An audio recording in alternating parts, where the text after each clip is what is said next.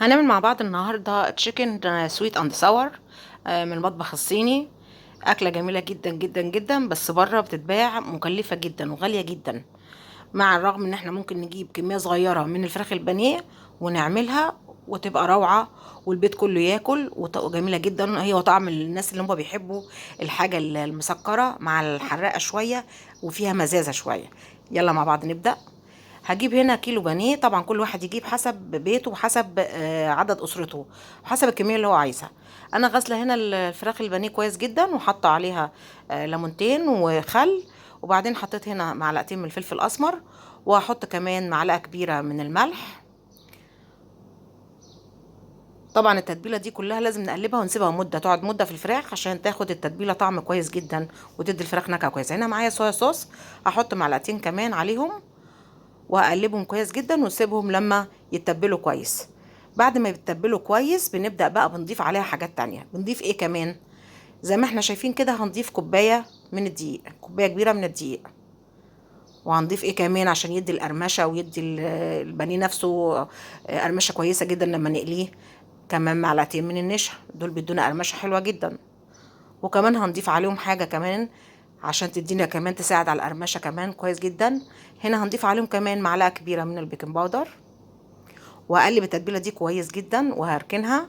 وبعدين نبدا ونجيب بقى على النار طاسه ونحط فيها الزيت، ونبدا بقى ننزل. معلش الفيديو هنا قطع مني فما جبتش لحظه ان انا بنزل البانيه.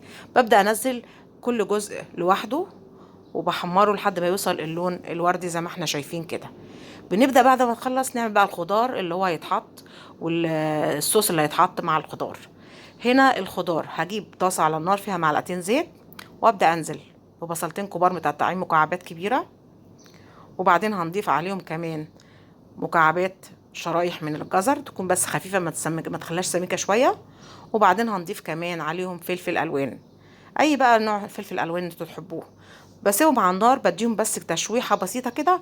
وهنبدا بقى نحضر ايه. طبعا هنا هحط كمان الفلفل الحار، اوعى ننسى الفلفل الحار ده اساسي، لازم نحط عشان يديه المزازه والحرقان بتاع الصوص. هنا هنبدا بقى نعمل الصوص نفسه اللي هيتحط عليها. عباره انا معايا ربع كوبايه كاتشب، ومعايا معلقتين خل تفاح، ممكن نستبدلهم بخل ابيض مفيش اي مشكله خالص. ونبدا كمان بعد كده هنحط عليهم ايه؟ هنحط عليهم الصويا صوص. هحط معلقتين برضو كبار من الصويا صوص. وخلينا عارفين ان احنا الملح لازم تظبطه عشان الصويا صوص بتبقى مالحه، يعني ما نزودش الملح، لازم نكون متاكدين من التتبيله كويس جدا. بعد ما حطينا معلقتين من الصويا صوص هنضيف كمان ايه تاني؟ هنضيف كمان كوبايه سكر صغيره. كوبايه السكر صغيره دي يعني مقدار كوبايه كبيره ربع كوبايه سكر. ممكن نحط 5 معالق سكر، يعني السكر ده بيرجع لكم انتوا، بس هي لازم تكون مسكره قوي.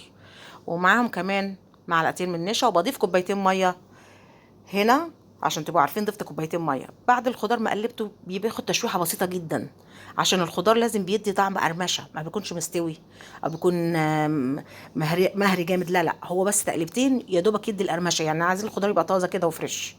طبعا انا قلبت الصوص كله وضفت عليه كوبايتين ميه عشان ما تنسوش. وهبدا اضيفه على الخضار، ياخد غلوتين بس، غلوتين مفيش اكتر من كده. وبطفي عليه النار وبركنه. وخلاص انا هنا بكون خلصت كل كمية الفراخ. طبعا الفراخ بتبقى نفس درجة اللون ده. وكمان سامعين القرمشة، القرمشة بتاعتها جميلة جدا جدا جدا، يعني تكون بتقرمش كده وجميلة، وصراحة يعني ريحتها تتاكل كده من قبل الصوص كمان. بعد ما نجيبها نحط عليها الخضار بالصوص نفسه، لا سويت اند ساور. هنبدأ ننزل بيه حكاية بجد بجد بجد حكاية، يعني ما اقولكوش الطعم روعة مع الخضار مع كله. طبعا هيتاكل لوحده كده؟ لا طبعا، نركن بقى على جنب ونعمل النودلز. النودلز جبت نودلز عادية، حطيت عليها مية بتغلي. بعد كده بسيبها مدة 5 7 دقايق، مش باخد وقت خالص. بعد كده بغطيها واسيبها 5 7 دقايق، وبعدين بصفيها وبقدمها بقى جنب الفراخ اللي هو التشيكن سويت اند ساور. بقدمها جنبيه، ممكن تتاكل مع رز ابيض، ممكن تتاكل مع مكرونه سباكيتي، ممكن تتاكل مع النودلز زي ما عملنا كده. خطيره بجد يا جماعه والله. بجد كميه صغيره بتجيبيها في البيت وهي غاليه جدا بره، وملهاش اي لازمه الفلوس تدفع، وبتعملها بطريقه سهله جدا وحلوه جدا. اتمنى بجد منكم ان انتوا تجربوها وتقولوا رايكم ايه. وما تنسونيش في اللايك والشير والاشتراك في القناة. وإلى اللقاء في طبخة أخرى إن شاء الله من مطبخ أمل.